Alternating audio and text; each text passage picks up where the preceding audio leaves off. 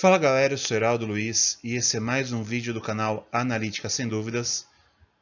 Pessoal, continuando com os métodos de separação, hoje eu vou falar um pouco para vocês do efeito da vazão, na verdade da velocidade linear da fase móvel e também explicar para vocês a equação de Van Dinter. Então pessoal, já deixe um like no vídeo, se inscreva no canal, ative as notificações e espero que vocês gostem dessa aula. Pessoal, na aula anterior eu falei para vocês brevemente do tempo de retenção, o tempo de retenção da fase móvel, a altura e o número de pratos e sobre resolução de picos. E aqui tenho um exemplo que eu já falei, um cromatograma sem resolução, um cromatograma com resolução, só que o número de pratos, a altura de pratos na verdade, está um valor muito alto, e aqui um cromatograma com resolução e a altura de prato um valor pequeno, ou seja, os analíticos migraram bem próximos uns aos outros na fase estacionária. E expliquei para vocês, pessoal, alguns efeitos que podem afetar a resolução dos picos. Um deles que eu falei, pessoal, a quantidade de analitos, colocar muito analito, eu vou forçar até aumentar muito a altura de prato, isso pode acabar vindo dois analitos eluindo juntos, depende das características dele. O comprimento na coluna, normalmente quanto maior a coluna, eu tendo a ter maior número de pratos teóricos, e isso pode auxiliar a resolução, e a vazão ou velocidade linear da fase móvel, que é o que a gente vai tratar agora. Tudo bem? A associação, pessoal, da altura do prato, que a gente já viu, pode afetar também a resolução, por isso que a velocidade linear pode afetar a vazão, porque ela afeta a altura do prato, é dada para essa equação, que é a equação de Van Dinter. Então notem, pessoal, que eu tenho três parâmetros aqui que eu vou explicar, dois deles sem função com a velocidade linear da fase móvel, que é calculada pelo comprimento da coluna, e o volume morto, o tempo de retenção da fase móvel. Então, dessa forma, calculo a velocidade linear da fase móvel. Tudo bem, pessoal? Então, agora vamos explicar cada um desses parâmetros. O parâmetro A, pessoal, é chamado parâmetro de caminhos múltiplos. O que quer dizer ele? Que os caminhos, diversos caminhos, na verdade, que um analito pode percorrer pela fase estacionária. E isso, na verdade, independe da vazão.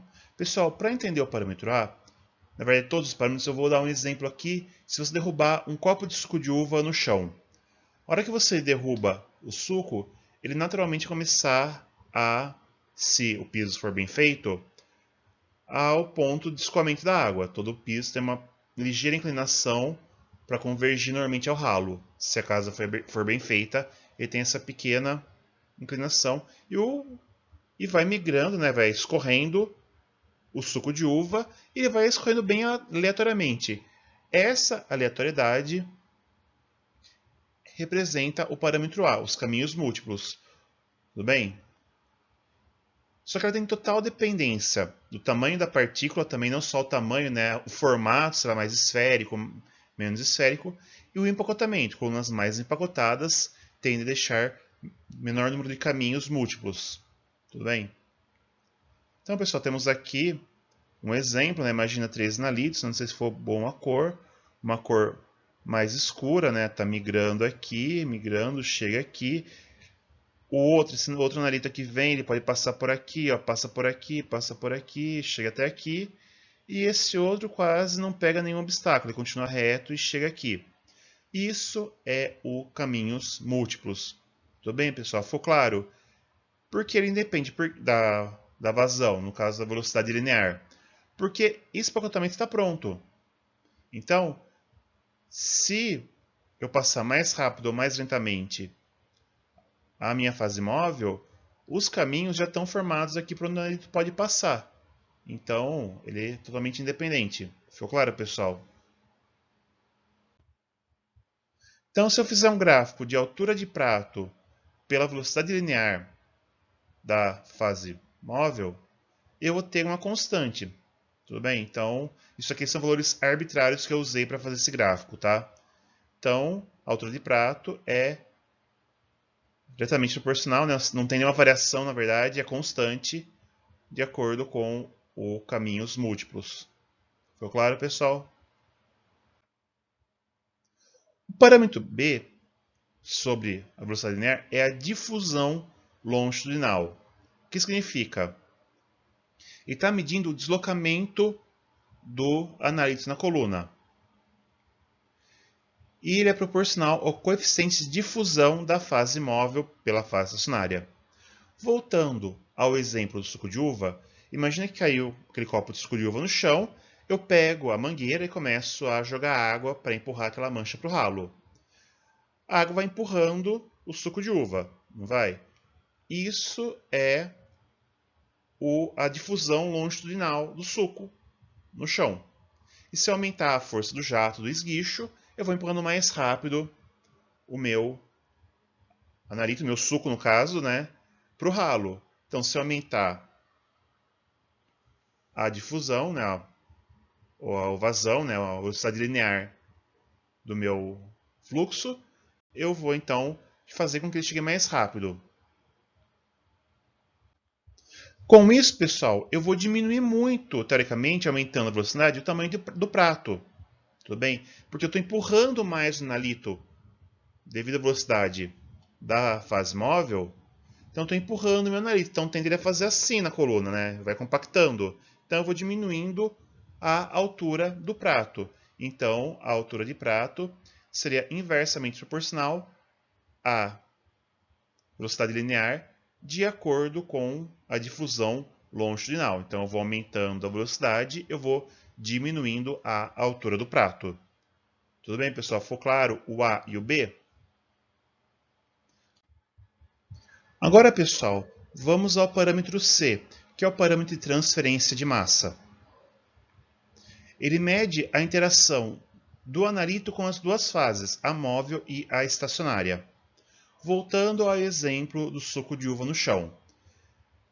Pessoal, quem já fez isso já notou. Mesmo que eu colocando mais força no jato, ao mesmo tempo que eu empurro o suco de uva para o ralo, eu vou diluindo ele. E isso vai arrastando mais ele, eu vou aumentando a mancha. Conseguem enxergar? Já passaram por isso? Eu já passei várias vezes derrubando o suco no chão. Então, quando eu aumento a força do jato da mangueira, ao mesmo tempo que eu vou empurrando mais rápido a mancha, eu vou diluindo mais a mancha até o ralo. Então, enquanto o parâmetro B vai fazendo isso, o parâmetro C vai fazendo isso daqui. Vai alongando a mancha. Então, ela força a aumentar o número de pratos. Tudo bem? Ele é dividido em CE, que é a transferência de massa da fase estacionária, né, o E de fase estacionária, que ele é proporcional à espessura da fase móvel recobrindo a partícula. Tudo bem? Então, se eu fico uma espessura muito baixa ou muito alta, isso vai atrapalhar a transferência de massa ou favorecer. E também o CM, que é da fase móvel, que é efeito direto do diâmetro da partícula. Então, também tem muita relação com a fase estacionária, com o diâmetro de partícula, com a compactação, tudo bem? Então, e tem cálculos para fazer isso, tá, gente? Não vou entrar em detalhes aqui, porque até conversei com uma professora, e normalmente o pessoal não. Isso é só conhecimento teórico. Normalmente você compra colunas, a coluna já chega com, olha, para testar essa coluna, você tem que injetar tal analito com tal vazão, você tem que obter tal número de pratos. Tudo bem? Mas são curiosidades para você entender a importância da fase móvel e da velocidade da fase móvel, na verdade, e a relação dela com a altura do prato. Aqui, pessoal, tem um exemplo, né, que vai mostrar bem tanto o B quanto o C, tá? Então aqui seria a minha banda, meu analito. O fluxo normalmente é um fluxo laminar. O fluxo laminar normalmente ele é mais intenso no centro e a adesão da parede tende a deixar mais lenta a velocidade as bordas, né? É igual você empurrar um baralho no meio, tá? Você segura um baralho, empurra as cartas do meio, elas vão migrar em forma de lâminas. Então aqui você tem, né, a transferência do Nalito, que vai fazendo, né, ou provavelmente isso aqui seria um fluxo muito alto, eu estou empurrando mais baixo, só que eu estou ao mesmo tempo diluindo a banda do meu Nalito. Tudo bem, pessoal? Então, esses são os parâmetros A, B e C. Só de curiosidade, pessoal, se eu fizesse um cálculo, como eu falei, eu estou diluindo o Nalito por causa da velocidade, a altura de prato aumentaria, né, a altura do prato com o aumento da velocidade linear da minha fase móvel. Então, pessoal, como fica agora a equação de Van Dinter combinando, somando os três parâmetros? Então, a gente já viu que o A é constante, o B diminuiria, o C aumentaria, combinando os três, eu tenho essa curva aqui, que é a curva da equação de Van Dinter. Tudo bem? Então, vazões muito baixas, tem um altura de prato muito grande, começa a diminuir, chega num mínimo e começa a aumentar de novo.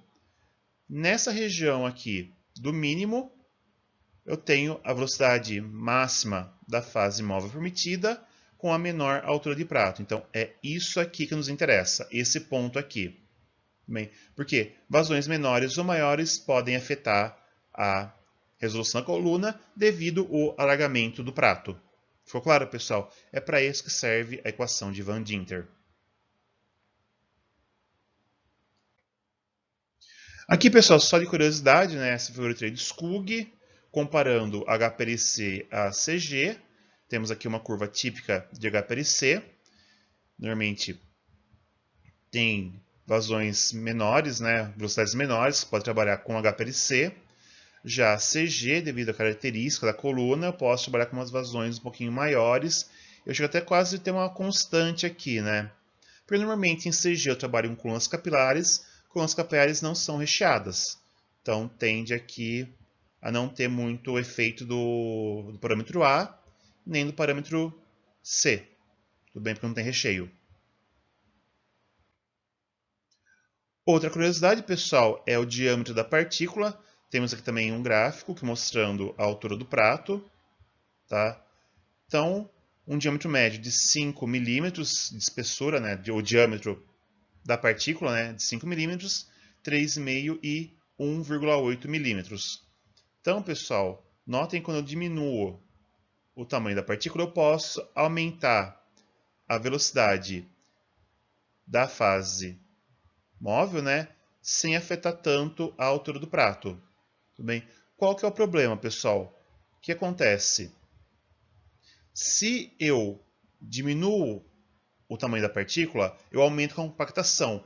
E isso precisa de mais pressão para forçar a fase móvel percolar pela fase estacionária. Tudo bem? Então eu preciso de bombas mais potentes. Isso foi possível só recentemente com a criação do UHPLC. Daí você tem bombas de muito mais pressão que uma bomba de HPLC. Então normalmente as colunas de UHPLC, né, cromatografia líquida de ultra eficiência, vão ter partículas menores. Então eu posso trabalhar com vazões maiores sem afetar a altura do prato. Com isso, eu não afeto tanto a resolução com o aumento da velocidade e da vazão da fase móvel. Ficou claro isso, pessoal? Essa então, pessoal, foi a videoaula de hoje. Espero que tenham gostado. Pessoal, chegou até aqui? Deixa o like no vídeo, se inscreve no canal, ajuda bastante o canal a continuar crescendo. Siga o canal na rede social Facebook, Twitter e Instagram. Lembrando que eu sou mais ativo no Instagram. Dúvidas podem ser deixadas ou aqui nos comentários, ou enviadas por e-mail, ou até mesmo através das redes sociais. Tudo bem? Pessoal, quem quiser colaborar, novamente, o botão Valeu Demais está ativo. Se você quiser colaborar com qualquer quantia para esse canal continuar crescendo, também será bem-vindo. É tudo por hoje, pessoal. Espero ver vocês na próxima. Até lá. Valeu. Tchau.